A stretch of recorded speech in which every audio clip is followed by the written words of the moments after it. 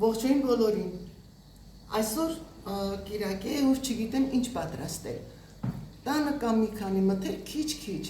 Դրա համար որոշեցի շատ հետաքրքիր բան պատրաստել։ Հավի կրծքամիս, կանաչ լոբի խաշած, պղպեղը տապակած։ Տեսնենք ինչ կստացվի։ Տապակում ենք սպի պղպեղները։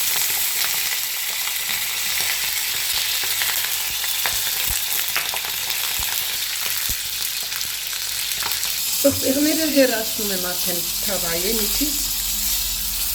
Դե ինչպես ասեցի, ամեն մթերքից մի քիչ ունեմ։ Մեկ հավի կրծքամիսն էլ այսպես բարակ կտրատել եմ, ընդամենը հիմա մի թեթև պետք է թակեմ, սա ուրիշ կերպ եմ ուզում պատրաստեմ։ Այնպես ենք թակում, որ շատ չբարակի։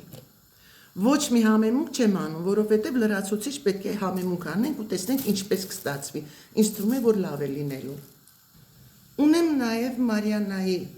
լորի պանիրը, որը հալվող է ու շատ լավ պանիր է, բարակ շերտերով այս պանիրից կտրատում ենք։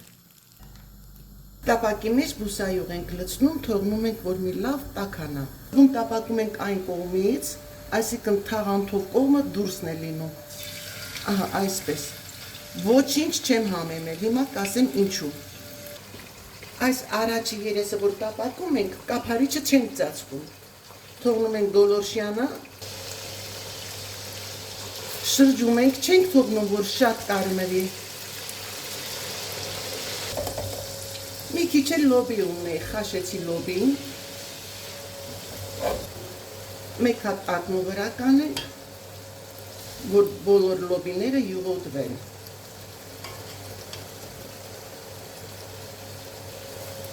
Ահա թե ինչու ես համեմեցի միսը, որովհետև պատրաստել եմ գազարով պերեց, շատ համեղ, բոլոր համեմունքները մեջը կա, կծույու, ամեն ինչ, ուրմունքը մեջը։ Եվ ինչու չթույլ տվեցի, որ միսը շատ կարմրի, որ այս համեմունքը կարողանա ներծծի։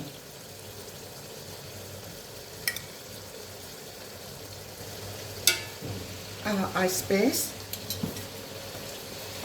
և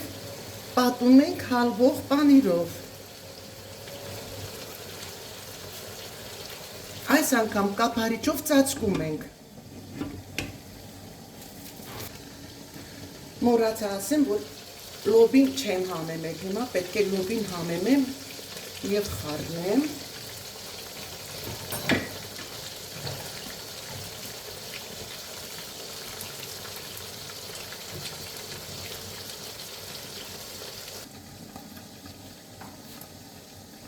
Վերցնում եմ 4 ձու, որպեսզի լոբու վրա լցնեմ։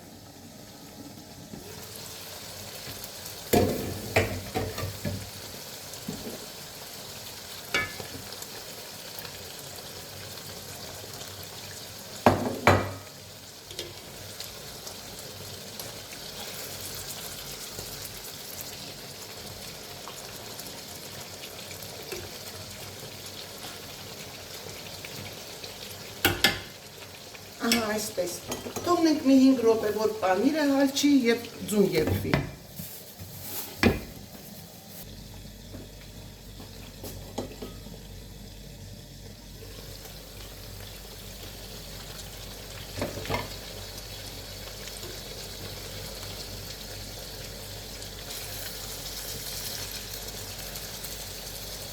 Լոբին պատրաստ է։ Իսն էլ պատրաստ։ Հիմա կտեղափոխենք մատուցվող ափսը։ Պատրաստեցինք, ասեք, որ շատ ախորժալի տեսք ունի։ Դե ինչ, հարգելիներս,